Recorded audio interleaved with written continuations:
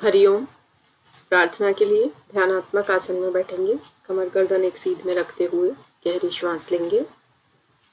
ओम सहना भवतु सहनौ भुनक्तु सह वीर्यं करवावहै तेजस्विनावधीतमस्तु मा विद्विषावहै। ओम। दोनों हथेलियों का घर्षण करते हुए अपने मुखमंडल पे लगाएंगे। अगले 40 मिनट के लिए दत्तचित्त होकर अध्ययन करने के लिए अपने मस्तिष्क को संदेश देंगे। धीरे धीरे नेत्र खोलेंगे। अब हम प्रारंभ करेंगे मूक के जो प्लेटफॉर्म्स हैं उनसे। इसमें हम लोग पहले देख ही चुके हैं कि मूक की फुल फॉर्म क्या है, massive open online course. Then इसकी इम्पॉर्टेंट लिंक्ड इसके जो इंस्टीट्यूशंस है, प्लेटफॉर्म्स है, वो हम देखेंगे। ऑलरेडी ने देख चुके हैं, बट एक ओवरव्यू लेते हुए हम आगे बढ़ेंगे और आज हम learning management system and all सब कुछ कंप्लीट कर लेंगे, क्योंकि संडे को हमारा PYQ रहेगा। अब आप देखेंगे national programme on technology enhanced learning. तो ये लॉन्च कब हुआ था? 2003 में। किसने लॉन्च किया? मिनिस्ट्री ऑफ एजुकेशन, भारत के शिक्षा मंत्रालय ने। और किसने इसको डेवलप किया? लॉन्च इन्होंने किया। देखिए वर्ड्स याद रखना, लॉन्च करना और डेवलप करने में फर्क है।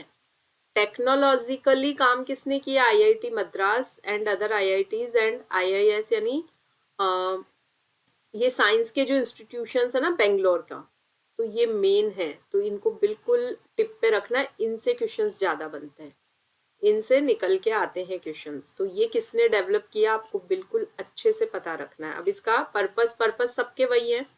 एक ही बात आएगी, ऑनलाइन एजुकेशन प्रोवाइड करना। क्योंकि देखिए जैसे जैसे डिजिटलाइजेशन होने लगा है, डिजिटल इंडिया की मुहिम चल रही है, वैसे वैसे हर फील्ड में, चाहे वो बैंक्स हैं, चाहे वो आप टिकट्स ऑनलाइन बुक करवा लेते हैं, ट्रेन हो, बस हो, एवरीवेयर आप देख रहे हैं डिजिटल इंडिया की जो मुहिम चल रही है। तो एजुकेशन उससे कैसे अछूती रहे, और स्पेशली फिर कोविड आने के बाद से तो ये पूरा इसको एक फुटेज मिल गया, बूम पे आ गया ये।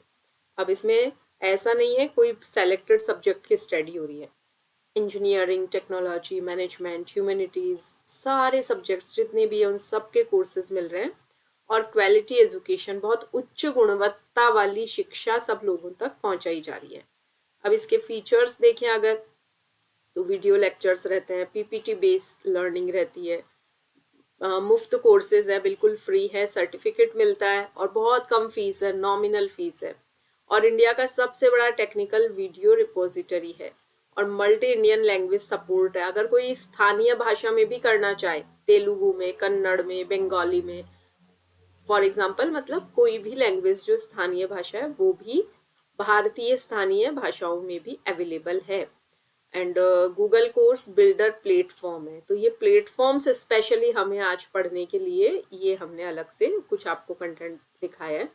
अब मूक किट देख लीजिए, ये क्या है, इसको 2014 में लॉन्च किया गया और डेवलप किसने किया? IIT कानपुर ने। तो ये सबका एक अलग से चार्ट बना लेंगे, तो ये पता रहे किस किस को किस किसने डेवलप किया है।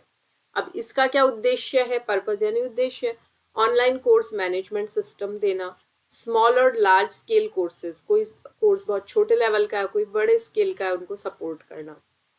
अब फीचर्स क्या है इसके? स्लो इंटरनेट में भी ये काम करता है, रूरल लर्नर्स के लिए यूजफुल है, यानी ग्रामीण क्षेत्रों के जो सीखने वाले हैं उनके लिए बहुत उपयोगी है। और कोई भी कोर्स वो कर रहे हैं तो उसकी प्रोग्रेस को ट्रैक करने के लिए एनालिटिक्स उपलब्ध है उसमें। और मोबाइल डिवाइसेस पे भी इसको यूज किया जा सकता है। अब मूकिट के टाइप्स क्या है? जो इसमें मूकिट स्टैंडर्ड है, स्टैंडर्ड वर्ड आ जाए तो समझ जाना केवल एक कोर्स के लिए है। एंटरप्राइज आ जाए तो समझ जाना मल्टीपल, बहुत सारे कोर्सेज को ये कवर कर लेता है, मैनेज कर लेता है। फिर मूकिट रेप्लिकेटेड है तो लो इंटरेस्ट एरियाज के लिए है, और मूकिट मोबाइल है तो मोबाइल डिवाइसेस के लिए इसका ऑप्टिमाइज्ड वर्जन भी आता है। अब आप देखेंगे IIT बॉम्बे का जो है वो BX करके, कौन सा इसका लॉन्च ईयर है? 2014 है।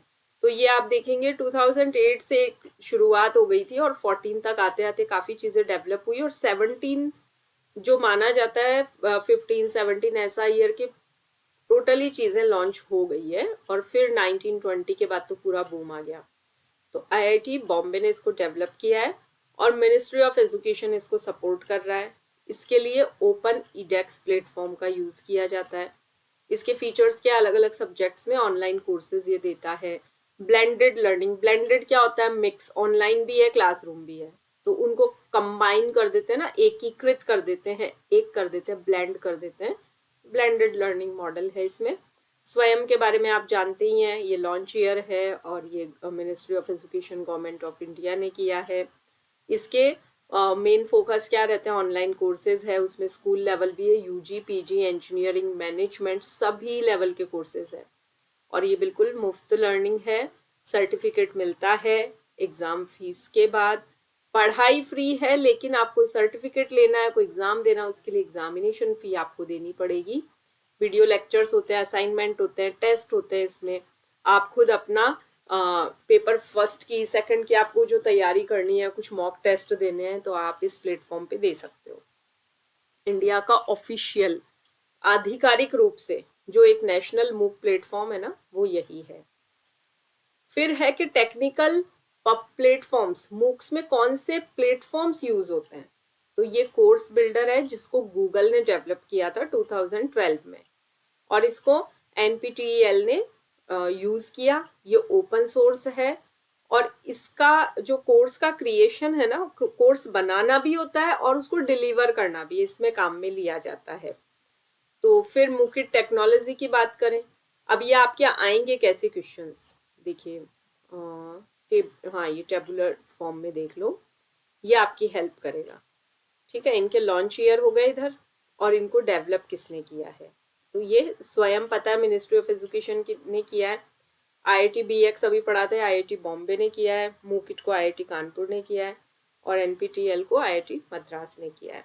तो इस तरह से आप इसका एक चार्ट बना लेंगे तो इजीली लर्न हो जाएगी चीज़ें। ओपन ईडेक्स को हार्वर्ड यूनिवर्सिटी एंड MIT और इसको IIT बॉम्बे ने किया है। ये पाइथन पे, पाइथन एक कंप्यूटर की लैंग्वेज है और डिजेंगो, ये लैंग्वेजेस कंप्यूटर लैंग्वेजेस है, इन पे बेस्ड है। ये used for course creation, course banana, deliver करना, उसका एनालिसिस करना, उन सब पे। ये जो लैंग्वेजेस होती है ना, जावा स्क्रिप्ट, PHP, ये यूज की गई है मूकिट टेक्नोलॉजी में। ठीक है, ये based on Drupal, web content management system पे बेस्ड है ये और ये अपाचे वेब सर्वर पे ये रन करता है। तो ये इतनी, आई थिंक आप PYQ करेंगे तो पता लग जाएगा। ये एक नॉलेज के लिए आपको समझा रहे, इतने डीप अभी तक नहीं पूछे गए हैं, कई बार पूछ भी लेते हैं, कुछ नहीं पता NTA का, बट आपको एक ओवरव्यू ये ऐसे तो याद रखना ही है। ईयर भी पूछ लेते हैं और एडवांटेजेस तो पता रखने ही है। इसका क्या फ़ायदा है, लर्निंग कहीं पे भी पॉसिबल है, कहीं पे भी रह के आप पढ़ सकते हो। टाइमिंग फ्लेक्सिबल है, फ्री और लो कॉस्ट, बहुत कम शुल्क पे पढ़ाई हो जाती है। क्वालिटी एजुकेशन होती है IITs और टॉप इंस्टीट्यूट से और ये NET JRF प्रिपरेशन में यूजफुल होता है। आप स्वयं देख लीजिए, ये आप पढ़ ही चुके हैं। Study waves of active learning for young aspiring minds, तो ये भारत सरकार द्वारा डेवलप किया हुआ है और नेशनल मूक प्लेटफॉर्म है। क्वालिटी एजुकेशन ऑनलाइन देना है, ये लक्ष्य हो गया। और ये कहाँ तक मीन्स एप्लीकेबल है, स्कूल से लेके PG लेवल तक। ठीक है, अब स्वयं किन लेवल्स के लिए देख ही लिया, 9th क्लास से लेके 12th तक हुआ, UG PG engineering professional courses और टीचर ट्रेनिंग कोर्सेज। अब स्वयं के लर्निंग मेथड्स क्या है, वीडियो लेक्चर्स है, कंटेंट है, सेल्फ असेसमेंट और डिस्कशन फोरम। याद आ गया, 4 क्वाड्रेंट्स बताए थे आपको एक PPT में इमेज दिखाते हुए, 4 क्वाड्रेंट। सबसे पहले वीडियो लेक्चर, अभी आप ये वीडियो लेक्चर ले रहे हैं, फिर आपको कंटेंट की ज़रूरत पड़ेगी कि आप जब खुद पढ़ेंगे तो आपको PDF की ज़रूरत पड़ेगी। फिर आप सेल्फ असेसमेंट करेंगे, आपका टेस्ट होगा, फिर आप डिस्कस करेंगे कि मुझे ये नहीं आया, तो अब ये वापस से हम समझें। फीचर्स क्या है स्वयं के, ये ऑलरेडी सब हम पढ़ के आ चुके हैं, इसलिए मैं केवल इसको स्क्रॉल करके आपको दिखा रही हूँ। फिर स्वयं में सर्टिफिकेशन एंड क्रेडिट ट्रांसफर, कल हमने पूरा डिटेल में CBCS पढ़ा था ना, किस तरह से क्रेडिट्स मिलते हैं, और आप एक डिजी लॉकर अपने नाम से बना सकते हैं, उस पर आपको क्लाउड का स्टोरेज कितना मिलेगा, ये चीजें आप पढ़ेंगे। ICT में भी आएगी, प्लस जो लास्ट हायर एजुकेशन वाली यूनिट है वहां पे फिर से आएगी। तो कहीं ना कहीं कई चीजें इंटरलिंक्ड भी रहेगी, तो आपको ये चीजें बहुत हेल्प करेगी 10th यूनिट में भी, प्लस ये आपको ICT में भी। अब देखेंगे कोर्स कंप्लीट होगा तो सर्टिफिकेट मिलेगा, और सर्टिफिकेट के लिए क्या करना पड़ेगा आपको, प्रॉक्टोर्ड एग्जाम देना होगा। अभी नया वर्ड आया ना, यहाँ देखिए ग्रीन फॉन्ट से इसमें मीनिंग दिया हुआ है। प्रॉक्टोर्ड एग्जाम क्या होता है, ये मॉनिटर्ड और supervised by an invigilator, human और सॉफ्टवेयर। इन्विजिलेटर, जैसे एग्जाम हो रहा है तो इन्विजिलेशन होता है ना, तो जैसे आप ऑफलाइन पेपर देने गए तो एग्जामिनेशन हॉल में इन्विजिलेटर होंगे जो आपको नोटबुक देंगे भी, कलेक्ट भी करेंगे, नज़र रखेंगे कोई चीटिंग तो नहीं कर रहा है। अब आजकल चीज़ें ऑनलाइन हो रही है, एग्जाम्स ऑनलाइन हो रहे हैं, तो ऐसा सॉफ्टवेयर डाल के रखते हैं ना कि आपका जो PC का कैमरा है उसके सामने आप बैठे हैं और वो सॉफ्टवेयर वहाँ से उसको कैप्चर कर रहा है। इन केस आप इधर उधर देखते हैं, चीटिंग करते हैं, कोई पेपर उठा के बुक उठा के देख रहे हैं, किसी पर्सन से पूछ रहे हैं रूम में कोई है, तो कैप्चर कर लेगा, उसको पता लग जाएगा कि आप चीटिंग कर रहे हैं और वहीं पे आपका एग्ज़ाम कैंसिल कर दिया जाता है। आप लोग ऐसे कुछ एग्ज़ाम YCB वगैरह के दे चुके होंगे, योगा में है तो, या अदर कुछ भी बहुत होते हैं आजकल ऑनलाइन पेपर्स, तो देख ही चुके हैं। तो ये इसका सिस्टम रहता है। तो ये होता है जो आपका ये वर्ड आया था ना, सर्टिफिकेट करने के लिए एग्ज़ाम देना होगा, मतलब प्रॉपर आपको ट्रांसपेरेंट तरीके से एग्ज़ाम देना है, उसमें कोई चीटिंग नहीं चलती है। अब ये क्रेडिट ट्रांसफर किसने अलाउ किए हैं, UGC ने और AICTE ने किया है। तो स्वयं कोर्स के क्रेडिट्स यूनिवर्सिटी डिग्री में ऐड किए जा सकते हैं, कल पढ़ाई था आपने। अगर आप ब्रेक ले रहे हैं तो भी वो मान्य होगा, अगर आपने यूनिवर्सिटी चेंज कर ली तो क्रेडिट ट्रांसफर भी हो जाते हैं। ये अच्छे से देख लेना, ये जो नेशनल कोऑर्डिनेटर्स है स्वयं के कौन कौन है, वैसे ये कल हमने बहुत अच्छे से डिटेल में देखा था उसमें। स्वयं प्रभा पता ही आपको, DTH चैनल्स है 40 है, 24/7 ये सैटेलाइट के माध्यम से आते हैं, इंटरनेट कनेक्शन नहीं भी है, आप direct to home DTH channel के थ्रू घर पे बैठे बैठे GSAT सैटेलाइट के माध्यम से टेलीकास्ट होता है, बार बार रिपीट होता है आपका कंटेंट, हर 4 घंटे में ब्रॉडकास्ट होता है। अब स्वयं प्रभा के कंटेंट प्रोवाइडर्स कौन है, तो उसके कंटेंट प्रोवाइडर्स ये हैं। फिर स्वयं प्रभा किन लेवल्स के लिए यूजफुल है, तो वही बात वापस आ गई, प्रोफेशनल कोर्सेज भी है, PG UG भी है। फिर इसका फ्रेमवर्क कैसा है, तो ये वाली बात आ गई। पूरा एक आपको कंटेंट ऐसा फॉर्म्स में मिल रहा है कि आप सिंपली नोट्स बनाएंगे तो ये इजी रहेगा, बार बार रिपीट करेंगे, रिवाइज करेंगे तो ये चीज़ें लर्न भी हो जाएगी अच्छी तरह। अब भारत में मूक्स जो चल रहे हैं उसके सामने कोई चैलेंजेस है क्या, क्या है? एक तो इंटरनेट की आती है प्रॉब्लम, सबके पास नहीं है फास्ट इंटरनेट। दूसरा थोड़ी फंडिंग की प्रॉब्लम है, बजट उतना अच्छा नहीं है। ऑनलाइन एजुकेशन के डेवलपमेंट के लिए अभी और पैसा, बजट, फंडिंग लगानी पड़ेगी। फिर है डिजिटल डिवाइड, रूरल और अर्बन एरिया में टेक्नोलॉजी एक्सेस में डिफरेंस है, ठीक है, अंतर है थोड़ा। अर्बन यानी शहरी क्षेत्र में तो टेक्निक अच्छी है, टॉवर्स है, प्रॉपर कनेक्टिविटी होती है, रूरल में थोड़ी कम होती है। स्टूडेंट के इंगेजमेंट की प्रॉब्लम, मतलब कितना वो अटेंडेंस मेंटेन कर पा रहा है, काफ़ी डिफिकल्ट होता है। अब एक साथ 1500 स्टूडेंट है, कहाँ अटेंडेंस मेंटेन होगी, तो वो चीज़ें नहीं हो पाती है। Quality maintenance, high quality content और ट्रेंड टीचर की ज़रूरत होती है। अब इसमें ऐसा नहीं कि टीचर पढ़ाए जा रहे हैं, स्क्रीन शेयर ही नहीं हो रही, उन्हें पता ही नहीं लग रहा। कभी कभी ठीक है, टू अर् इज ह्यूमन, हमारे साथ भी हो जाता है, आप लोग फिर बोल देते हो विजिबल नहीं है, बट इसके अंदर कंटेंट बहुत अच्छा होना चाहिए और टीचर्स को प्रॉपर ट्रेनिंग होनी चाहिए, अच्छे से वो पढ़ा सके, इंगेज कर सके स्टूडेंट्स को, डाउट्स क्लियर कर सके, समझा सके, टेक्निकली बहुत अच्छे से चीज़ें हैंडल करे, वो सब कुछ आना चाहिए। अब ये सारे इंपॉर्टेंट पॉइंट्स हैं, पढ़ चुके हैं ऑलरेडी, कुछ भी नया नहीं है, केवल रिवीजन ले रहे हैं हम अभी। अब हम ये आपके लिए नई चीज आई है, ये आज ही पढ़ेंगे आप। अभी तक जितना पढ़ा है ना वो केवल रिवीजन हुआ है, अब ये चीज नहीं है, इसको ध्यान से देख लेना। स्वयं प्रभा के जो रिलेटेड प्रोजेक्ट की बात करें तो PM ई विद्या और साथी, ये दो नाम हैं, तो पीएम ई विद्या, जैसे ई लर्निंग होती है वैसे ई विद्या नाम रख दिया। अब इसकी फुल फॉर्म क्या है? प्राइम मिनिस्टर ई विद्या। फिर लॉन्च किसने किया है? Ministry of education, government of India ने, भारत के शिक्षा मंत्रालय ने किया। किस साल में किया? 2020 में किया। कोविड-19 के पीरियड में इसकी ज़रूरत लगी कि लोग घरों में बंद है, अब कुछ ऐसी चीज़ें हो कि वो घर बैठे भी पढ़ सके, स्टूडेंट्स को डिजिटल एजुकेशन दे सके, मल्टीपल प्लेटफॉर्म्स होने चाहिए तो लर्निंग उनकी कंटिन्यूअस रहे। देखिए 2 साल जब कोविड था ना, तो 21 जून को जो अंतर्राष्ट्रीय योग दिवस मनाया जाता है ना, वो भी डिजिटली मनाया गया था। तो ऐसी बहुत सी चीज़ें डिजिटल हुई, तो पढ़ाई भी उनमें से एक है। वर्क फ्रॉम होम होने लगे हैं, वो आज भी चल रहे हैं कई ऑफिसेज में, उसके इतने बेनिफिट्स मिले कि आज भी चल रहे हैं। तो आपने ये सब चीज़ें अपने आंखों से देखी है, तो है ही नहीं कोई पुरानी बात है, रिसेंट बात है। अब मेन फीचर क्या है इसका? One nation one digital platform, एक देश है तो डिजिटल प्लेटफॉर्म भी एक ही होना चाहिए, तो स्वयं को उसमें रखा गया है, हाईलाइट किया है। एक क्लास एक चैनल, तो क्लास फर्स्ट से 12 तक हर क्लास के लिए dedicated DTH direct to home channel available है, और स्कूल एजुकेशन के लिए 12 चैनल है। अब देखिए बनाने में एनटीए कैसे भी पीवाईक्यूज बनाते हैं, ये क्वेश्चन आ सकता है, स्कूल एजुकेशन के लिए टोटल कितने चैनल है, तो आपको 12 याद रखने हैं। स्वयं प्रभा, ये सैटेलाइट टीवी, ये सारा आपको पता है, डिजिटल कंटेंट। ये दीक्षा के माध्यम से, ये दीक्षा वर्ड याद रखना, DIKSHA, दीक्षा प्लेटफॉर्म है एक, उसके माध्यम से ई कंटेंट प्रोवाइड किया जाता है। ठीक है, ये नाम जरूर याद रख लेना अच्छे से। अब आप साथी प्रोजेक्ट देखेंगे, इसकी फुल फॉर्म देखिए, स्वयं प्रभा प्लस AICTE और टेक्निकल एजुकेशन इनिशिएटिव, इसको मिला के एक नाम रख दिया है इसका। अब इसका उद्देश्य क्या है साथी का? स्टूडेंट्स और टीचर्स को टेक्निकल एजुकेशन और ऑनलाइन लर्निंग में सपोर्ट प्रोवाइड करना।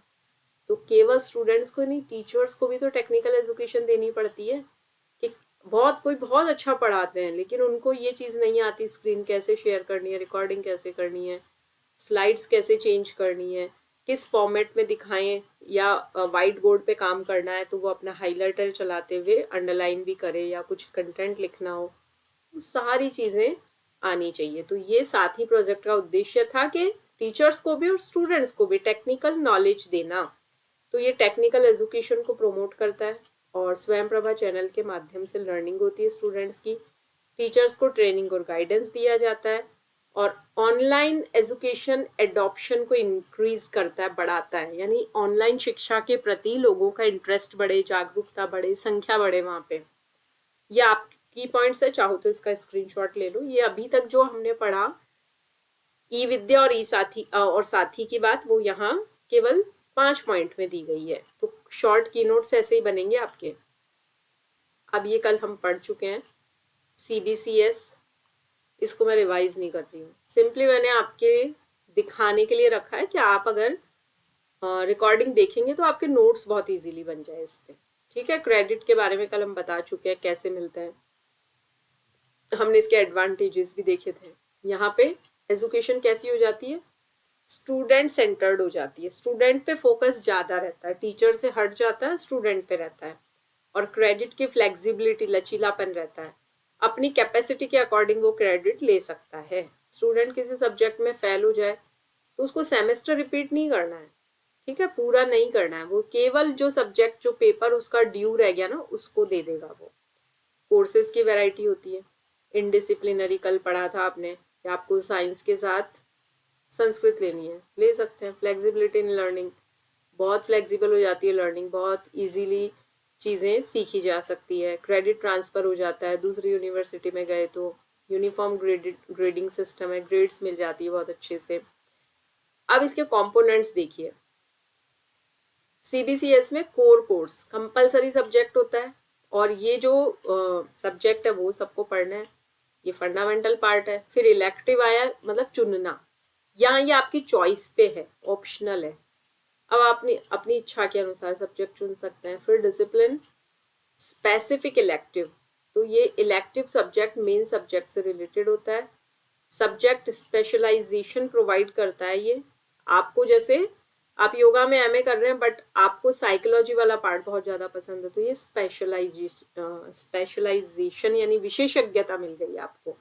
एक होता है डिसर्टेशन एंड प्रोजेक्ट।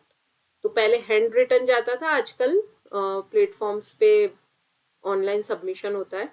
कोई रिसर्च आप करते हैं तो आप उसको लिखते हैं, फिर आप उसकी कंप्यूटर प्रिंट आउट निकाल के जमा करवाते हैं अपने मेंटोर को। तो ये फैकल्टी के गाइडेंस में प्रोजेक्ट कंप्लीट होता है। जो हमारे पीएचडी करवाते हैं मेंटोर होते हैं, उनके गाइडेंस में हम लिखते हैं और इससे प्रैक्टिकल नॉलेज बढ़ती है। आप फील्ड में जाके रिसर्च करते हैं, डेटाज इकट्ठे करते हैं, फिर आप अपना रिसर्च पेपर रेडी करते हैं, तो वो डिसर्टेशन या प्रोजेक्ट हो गया। फिर है generic elective. Subject main subject से इसमें डिफरेंट होता है। पर्पस क्या है? स्टूडेंट की जीके बढ़नी चाहिए, जनरल नॉलेज अच्छी होनी चाहिए, सामान्य ज्ञान बढ़े उसका। अब है ability enhancement course, skill development के लिए होता है। तो इसको थोड़ा सा देख लेना, अभी इतना ज़्यादा डीपली अभी लर्न मत करना, बेसिक चीज़ें पहले समझ लो, जैसे सीबीसीएस क्या, बेनिफिट्स ये, और फिर सीबीटी जो कल हमने पढ़ा था एग्ज़ाम सिस्टम है। कंप्यूटर के माध्यम से जब एग्ज़ाम होता है, पेपर और पेन का जहाँ यूज़ नहीं होता है। तो अभी आपका जो यूजीसी नेट है वो ऐसे ही होता है, नीट होने लग गया, आईबीपीएस है, ये सब सीबीटी मोड में कंडक्ट हो रहे हैं। कल हमने इसके बेनिफिट्स देखे थे ना, कि वो पेपर्स वापस से काम आ जाते हैं और ट्रांसपेरेंसी रहती है, मैनुअल लेबर नहीं रहता है, यानी ट्रांसपोर्ट का खर्च भी नहीं लगता, कोई एग्जामिनर से कांटेक्ट नहीं करना पड़ता और रिजल्ट बहुत जल्दी आ जाता है। ये सारे एडवांटेजेस कल हम पढ़ चुके हैं। ठीक है, मैनेज करना भी इजी हो जाता है, बहुत ज़्यादा मैन पावर नहीं लगता है। अब टाइप्स देखेंगे, ये भी कल देखा था, लीनियर एंड एडाप्टिव। तो कल वाले रिकॉर्डिंग से आपने जरूर नोट्स बना लिए होंगे, नहीं बनाए तो आज और ये दिख रहा है पीडीएफ, इसको देख सकते हैं आप। एबीसी के बारे में भी कल पढ़ा था, एकेडमिक बैंक ऑफ क्रेडिट। जैसे आपका बैंक में अकाउंट होता है और आप पैसा जमा करवाते हैं, वैसे ही ये एक डिजिटल एकेडमिक सिस्टम है। यहाँ पे आप अलग अलग सब्जेक्ट में जो क्रेडिट्स लेते हैं उसको आप स्टोर कर सकते हैं, ट्रांसफर कर सकते हैं और इस्तेमाल कर सकते हैं। तो ये कब आया था? अभी जो 2020 में नई शिक्षा नीति आई उसमें। ये नई शिक्षा नीति आपको यूनिट 10 में बहुत डिटेल में पढ़ने को मिलेगी, तो इसके बारे में चिंता मत करना। जब यूनिट 10 हम पढ़ेंगे तो आपको बहुत डिटेल में पढ़ने को मिलेगी। क्रेडिट का मीनिंग देख लो क्या है। एकेडमिक यूनिट है जो सब्जेक्ट और कोर्स को सक्सेसफुली कंप्लीट करने पे स्टूडेंट को दी जाती है। स्टूडेंट ने एकेडमिक वर्कलोड और लर्निंग का मेजरमेंट हुआ उसका। तो एमए योगा का एक पेपर उसका हुआ तो 4 क्रेडिट मिले, मतलब फॉर एग्जांपल ये उदाहरण है। और ये क्रेडिट कहाँ जमा हो गए? उसके एबीसी अकाउंट में जमा हो गए। इसका उद्देश्य क्या है? हायर एजुकेशन फ्लेक्सिबल बने। स्टूडेंट 1 साल का ब्रेक लेना चाह रहा है, एंट्री की, एग्जिट कर लिया, तो कोई दिक्कत नहीं है, उसका लैप्स नहीं होगा, वो साल बेकार नहीं जाएगा, वो प्रीवियस ईयर की जो पढ़ाई है वो काम आ जाएगी, वो डिग्री काम आ जाएगी, वो अब कंप्लीट कर सकता है ब्रेक लेने के बाद भी। अलग अलग इंस्टीट्यूशंस में पढ़ाई कर रहा है तो अलग अलग जगह से उसने क्रेडिट लिए, 4 वहाँ से लिए, 6 वहाँ से लिए, ऐसा। तो डिग्री कंप्लीट करने में उसको काफ़ी लचीलापन रहता है, सहूलियत रहती है। और ये लाइफ लॉन्ग लर्निंग कोई करना चाहता है, किसी भी एज में कोई पढ़ना चाहे तो ये उसको प्रोमोट कर रहा है। अब है वर्किंग ऑन एबीसी। स्टूडेंट किसी यूनिवर्सिटी या कॉलेज में एडमिशन ले रहा है, सब्जेक्ट्स कंप्लीट कर रहा है तो उसको क्रेडिट मिलेंगे। सेम वही बातें हैं, आपको समझ लेना है बस प्रॉपरली। एबीसी की फुल फॉर्म लर्न कर लेनी है, बेनिफिट्स लर्न कर लेने हैं, एडवांटेजेस कैसे होता है, क्या फ़ायदा देगा, ये सारी चीज़ें वही है। ठीक है, तो जैसे एग्जाम्पल है ये, इसको सही मत मान लेना, बता रहे हैं। अगर सर्टिफिकेशन किया है 40 क्रेडिट्स, डिप्लोमा किया है 80, डिग्री की है तो 120, और इसकी लाइफ लॉन्ग वैलिडिटी रहती है। ये नहीं कि 2 4 5 साल में एक्सपायर हो जाएगा या लैप्स हो जाएगा, नहीं, हमेशा सुरक्षित रहता है ये। ओके, अब हायर एजुकेशन में इसकी क्या ज़रूरत है? तो वही है कि हम एक तो हमारी एजुकेशन स्किल बेस्ड हो, मॉडर्न एजुकेशन को ये सपोर्ट कर रहा है, और स्टूडेंट का ड्रॉप आउट रेट कम हो गया। यानी पहले कोई कॉलेज छोड़ देता था, अब उसको कोई क्रेडिट ही नहीं है, वो आगे क्या कंटिन्यू करेगा। लेकिन इससे क्या रहेगा? ड्रॉप आउट, कोई छोड़ेगा नहीं पढ़ाई, छोड़ भी दिया वापस आ जाएगा। अब ये रेगुलेट, अब इसकी जो अथॉरिटी है जो इसको रेगुलेट करती है वो कौन सी है? ये यूजीसी द्वारा। ये इंपॉर्टेंट क्वेश्चन है, बहुत अच्छे से पता रखना, यूजीसी द्वारा ये किया जाता है अथोराइज। फिर ये एक नई बात आई है दीक्षारंभ, इसको अच्छे से समझ लेंगे। नया शब्द आया ना दीक्षारंभ। दीक्षा शब्द क्या होता है? जैसे गुरु दीक्षा देते हैं ना, अब आपने कोई कॉलेज में एडमिशन लिया तो वहां आपका एक नया आरंभ हुआ ना, जैसे कोई आप दीक्षा लेके वहां एडमिट हुए हो, गए हो। अब आजकल कॉलेजेस में फ्रेशर पार्टी होती है ना, पहले भी होती थी, मैं जब थी गई थी कॉलेज, हुई थी फ्रेशर पार्टी। तो क्या रहता है उसमें? स्टूडेंट इंडक्शन प्रोग्राम है ये, इसकी शॉर्ट फॉर्म है SIP। तो दीक्षारंभ क्या है? अब ये ऐसा नहीं है कि कॉलेज मैनेजमेंट ने अलाउ किया, ठीक है आप रख लो फ्रेशर पार्टी, स्टूडेंट्स ने रख ली, वैसा कुछ भी नहीं है। बहुत अच्छे शालीन तरीके से होता है। इसमें सिंपल सी बात है कि यूजीसी ने ये इनिशिएटिव लिया है, और क्या पर्पस है? नए स्टूडेंट को इंट्रोड्यूस करवाना, परिचय करवाना, किससे? इंस्टीट्यूशन से, कि भाई आप इस इंस्टीट्यूशन में आए तो आप डरे डरे ना रहो, यहाँ क्या है, कौन है, कैसा माहौल है, कैसे पढ़ाई होगी।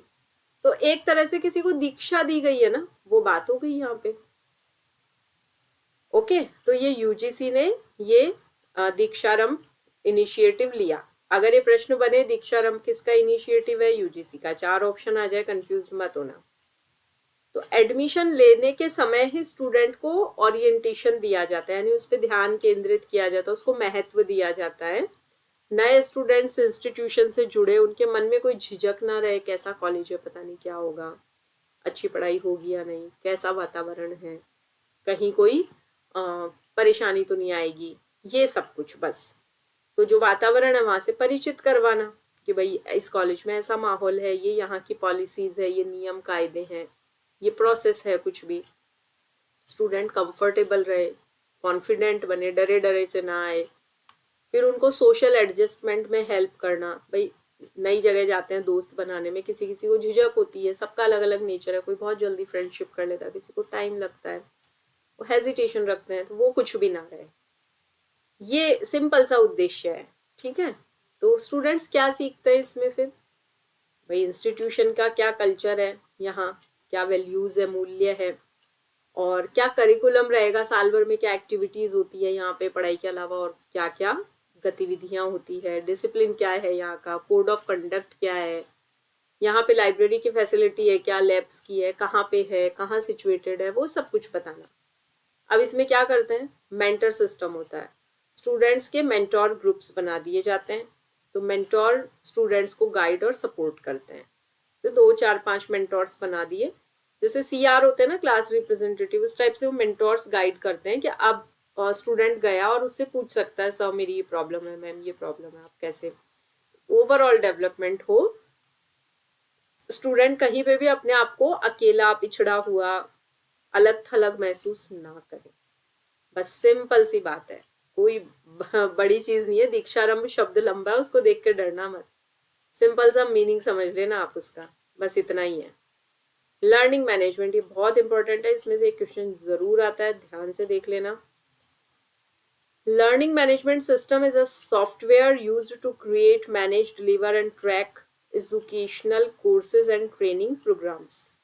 लर्निंग मैनेजमेंट सिस्टम एक सॉफ्टवेयर है जिसका उपयोग शैक्षिक पाठ्यक्रमों को बनाना, मतलब कोई पाठ्यक्रम है, कोई कोर्स है, उसको बनाना। जैसे आपका सिलेबस किसी ने डिजाइन किया ना, YCB के सिलेबस है तो आयुष मंत्रालय से एफिलिएटेड है, तो जो इंस्टीट्यूशन है मोरारजी देसाई से है, वहां से वो डिजाइन होके आ रहा है ना, तो वो बन रहे हैं कि इस लेवल में ये रखना है। फिर थेरेपी की बात आई तो कुछ और ज्यादा डीप नॉलेज आनी चाहिए, तो वो पाठ्यक्रम बनाए जा रहे हैं, फिर उनका संचालन किया जा रहा है, ठीक है, मैनेज किया जा रहा है, प्रदान करना, डिलीवर किया जा रहा है, और उनकी जो प्रोग्रेस हो रही है उसको ट्रैक किया जा रहा है कि कितना ये सक्सेसफुल रहा। तो ये जो सॉफ्टवेयर एप्लीकेशन है, ये क्या करता है? ऑनलाइन जो पढ़ाई हो रही है, जो लर्निंग हो रही है, उसको मैनेज किया जाता है। शब्द से पता लग रहा है, लर्निंग मैनेजमेंट सिस्टम, लर्निंग को मैनेज करने के लिए बस ये एक सॉफ्टवेयर है, ये ध्यान रख लेना। ये मेन बात इसकी यही है। अब इसके काम क्या है? तो वर्चुअल क्लासरूम बनाना। भाई ऑफलाइन पढ़ाई हो ही नहीं रही है, जब पढ़ाई ऑनलाइन हो रही है तो वर्चुअल क्लासरूम तो बनेंगे ना। अब स्टडी मटेरियल अपलोड होंगे तो उसमें पीडीएफ जाएंगे, वीडियोस जाएंगे, नोट्स जाएंगे। फिर असाइनमेंट देना और फिर स्टूडेंट से कलेक्ट करना, लेना भी उनसे, वापस जमा करना। ऑनलाइन क्विज और टेस्ट होना, स्टूडेंट की प्रोग्रेस को, प्रगति को ट्रैक करना, और टीचर स्टूडेंट का कम्युनिकेशन होना, आपस में उनकी संवाद होना, बातचीत होना। तो use of LMS in education, शिक्षा में इसका क्या उपयोग है? तो ये ऑनलाइन लर्निंग के लिए काम आता है, ब्लेंडेड लर्निंग दोनों, मतलब ऑनलाइन ऑफलाइन दोनों में। डिस्टेंस एजुकेशन में काम आता है, ट्रेनिंग प्रोग्राम्स में आता है, और वर्चुअल लर्निंग एनवायरनमेंट बनाने के लिए आता है। अब एलएमएस के एग्जांपल्स देख लीजिए। मूडल एलएमएस प्लेटफॉर्म का है। कहूट क्विज टूल है, इस पे क्वेश्चंस बन जाते हैं, स्पेशली मैच मेकिंग के बन जाते हैं। अब आपसे पूछ लेंगे कि क्विज टूल क्या है, तो आपको कहीं ऊपर नीचे कहूट दे देंगे, आप पैडलेट देख के सोचे ये तो नहीं है, इसलिए इनको लर्न करना पड़ेगा। इनकी कोई हिंदी नहीं है, इनको ऐसे ही लर्न करना पड़ेगा। पैडलेट है, वर्चुअल वॉल है। एड पजल है, वीडियो टीचिंग टूल है। गूगल डॉक्स क्या काम आते हैं, ये तो हम सब यूज करते ही है ना। गूगल का एक फीचर है, हमको जब लगे कि मेरा ये कंटेंट हमेशा मेरे पास रहे, तो क्लाउड स्टोरेज मैंने उसको डाल दिया, मैंने लैपटॉप चेंज कर लिया, मोबाइल चेंज कर लिया, लेकिन ये डेटा कभी भी मिस नहीं होगा। हाँ, अगर स्टोरेज वहाँ बहुत भर गया है, आप खाली नहीं करते टाइमली, तब आपको प्रॉब्लम आ सकती है। अदरवाइज गूगल डॉक्स पे आप, और वहाँ ऑटो सेव होता है। एमएस वर्ड में आप कुछ करते हैं, पीपीटी में करते हैं, आपको सेविंग करनी पड़ती है, उसमें सेव का ऑटोमेटिक ऑप्शन है। तो गूगल डॉक्स है, ये ऑनलाइन नोटबुक है एक तरह से, जहां आप लिख सकते हैं।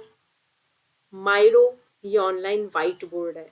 जैसे क्लासरूम में ब्लैक बोर्ड, व्हाइट बोर्ड होते हैं, वैसे ऑनलाइन जब पढ़ाया जाता है तो व्हाइट बोर्ड लेके उस पर जब कुछ लिखते हैं टीचर्स, वो माइरो है।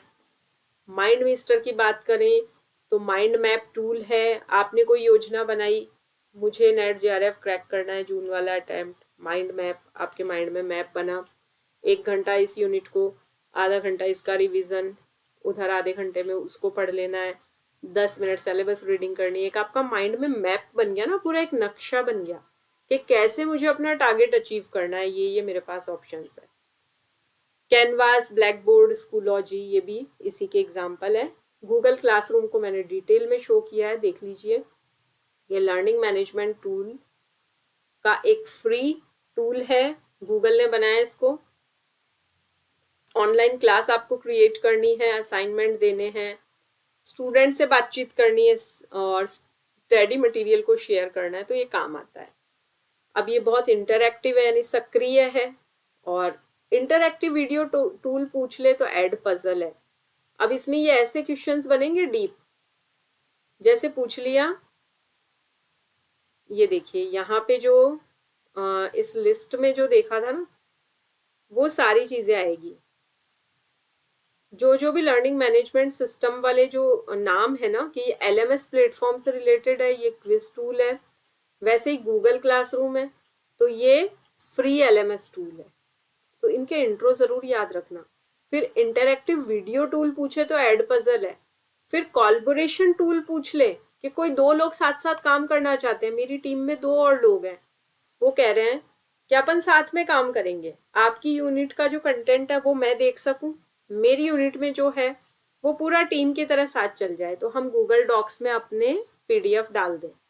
तो मेरी जगह कभी कोई और पढ़ाने आए, मैं किसी दिन नहीं आ पाई, कोई और पढ़ा रहे, तो उनको वो कंटेंट कहाँ मिलेगा? डॉक्स में। हमने क्या किया? कॉलेब यानी किसी चीज को बांटना, साथ साथ काम करना, कोलैबोरेशन कहलाता है वो। तो आपको पूछ ले कोलैबोरेशन का टूल्स कौन सा है, तो गूगल डॉक्स है, नाम याद रखना। पैडलेट कैसा टूल है?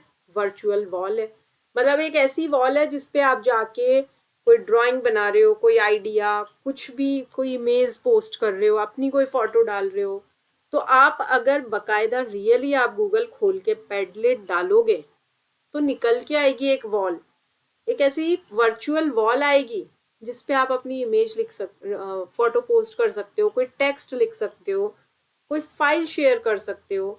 आपके जो भी आइडियाज हैं, आप 4 लोग साथ पढ़ रहे हो, पैडलेट पे आप सब अपने आइडियाज शेयर कर सकते हो। तो ये ऐसे ध्यान रखना है, ठीक है। इसकी मैच मेकिंग के क्वेश्चंस आते हैं। माइरो क्या है? ऑनलाइन व्हाइट बोर्ड टूल है। क्या काम आता है? डायग्राम बनाने के, ग्रुप डिस्कशन के। अब असेसमेंट टूल कौन से हैं भाई? मुझे आपको चेक करना है आपकी पढ़ाई ठीक चल रही है क्या, क्या क्या कर रहे हो, टेस्ट करना है, क्विज लेनी है आपकी, तो मैं कहूट यूज करूंगी, ठीक है। अब मुझे कोई कंटेंट बनाने हैं, मैं डॉक्स पे बनाऊंगी। माइंड मैपिंग करनी है मुझे आपकी, मैं माइंड मिस्टर का यूज करूंगी। असेसमेंट हार्डवेयर टूल, अभी तक के सॉफ्टवेयर देखे, हार्डवेयर टूल है मल्टीमीटर। तो ये वोल्टेज को मेजर करना सिखाता है, करंट मेजरमेंट सिखाता है। ये इलेक्ट्रॉनिक एक विद्युत से चलने वाला मेजरिंग डिवाइस है। Memory technique mnemonics. आपको याद नहीं हो रहा कि इंद्रधनुष में कितने रंग है? मुझे सीक्वेंस याद ही नहीं है। अपने चक्रास होते हैं बॉडी में, योग में पढ़ते हो ना, मूलाधार, स्वादिष्टान, मणिपुर, अनाहत, विशुद्धि, आज्ञा चक्र, सहस्त्रसार। अब इनके कलर्स पूछ लिए, बताओ। आपने नेमोनिक लर्न कर लिया, विबग्योर, अब आपको याद रहेगा, ठीक है। वी से वायलेट, आई से बोलिए, बी से ब्लू, जी से ग्रीन, वाई से येलो, ओ से ऑरेंज, आर से रेड और आई से इंडिगो। ये आप इसका चाहो तो एक स्क्रीनशॉट ले लो, अदरवाइज आई थिंक मैंने ग्रुप में पेस्ट किया था, ये कर दिया था मैंने, तो वहां से आप इसके नोट्स बना लेना, ठीक है। अब एलएमएस के लाभ क्या है, फायदे क्या है, क्यों एलएमएस हम यूज करें? Any time anywhere learning. भाई कहीं पे भी कैसी भी स्थिति में आप बैठे हो, अभी आप में से कुछ लोग प्रोबेबली कहीं बाहर हो घर से, या मेनली अगर आप होम मेकर्स हैं, या आप होम मेकर्स ना भी हैं, जो भी गर्ल्स स्टूडेंट है, लेडीज हैं, वो जरूर किचन में कुछ कर रही होंगी, तो आप कहीं से भी पढ़ सकते हो ना। लर्निंग मैनेजमेंट सिस्टम का यही फायदा है ना, easy access to study material, आपको इजीली सारा मटेरियल मिल जाता है। टाइम सेविंग है आने जाने की, मेहनत आपकी बचती है, ट्रांसपोर्टेशन का पैसा भी बचता है, टाइम भी बचता है। आप मेट्रो में, बस में, अपनी गाड़ी से, ऑटो से कहीं भी जाते हैं तो डेफिनेटली टाइम भी खर्च होता है, एनर्जी भी लगती है, आपको वेल ड्रेसअप होके जाना पड़ता है। घर पे आप पढ़ते हैं, आप अपनी कंफर्टेबल ड्रेस में कहीं भी बैठ के पढ़ सकते हैं, टाइम सेविंग है। स्टूडेंट की जो प्रोग्रेस है वो ट्रैक होती रहती है टाइम टाइम पे, और कम्युनिकेशन इम्प्रूव होता है, आपका एक सोशल सर्कल बन जाता है। कई ऐसे लोग जिन्हें आप कभी मिले नहीं, बट उनसे भी आपकी अच्छी दोस्ती हो गई, तो आपका इस तरह से कम्युनिकेशन इम्प्रूव हुआ, ठीक है। तो ये हमने जितनी चीज़ें कवर होनी थी यूनिट 1 की, वो लगभग सारी की सारी कवर कर ली है। और मैं बार बार बता रही हूँ, PYQs कीजिए, गूगल डॉक्स को दे देंगे, आपके आगे क्विज लिख देंगे, कहूट के आगे कोर्स मैनेजमेंट लिख देंगे, माइरो के आगे ऑनलाइन क्लासरूम लिख देंगे, मूडल के आगे आइडिया ऑर्गेनाइजेशन लिख देंगे। आप कहेंगे चारों को मैच कीजिए। एटलीस्ट आपको 2 भी आते होंगे ना, तो आप कर पाएंगे। एक भी नहीं आता तो तीर पे तुक्के हमेशा नहीं लगते हैं, तो कुछ तो लर्न होगा, तो कुछ अंदाजा लगा सकते हैं। गूगल मीट पूछ लिया तो पता है उस पर क्लास ली जाती है, अभी आपकी क्लास हो रही है, जूम पे हो रही है, तो वर्चुअल ऑनलाइन क्लासेस। ऐसा कुछ भी फिर माइंड लगाइए, नेमोनिक्स बनाइए, इनको लर्न कीजिए, ठीक है। चलिए अब हम करेंगे शांति पाठ, और उसके बाद हम डिस्कस करेंगे क्या समस्या है, क्या टॉपिक नहीं आया, क्या अच्छी तरह आ गया। चलिए शांति पाठ के लिए सभी ध्यानात्मक आसन में बैठेंगे, गहरी श्वास लेंगे। ओम पूर्णमदं पूर्णमिदं पूर्णात् पूर्णमुदच्यते पूर्णस्य पूर्णमादाय पूर्णमेवावशिष्यते। ओम शांति शांति शांति। Now rub your palms, touch your eyes and just feel whatever I have studied, I can learn it properly, remember it well. धीरे धीरे अपने नेत्र खोलेंगे। हरिओम।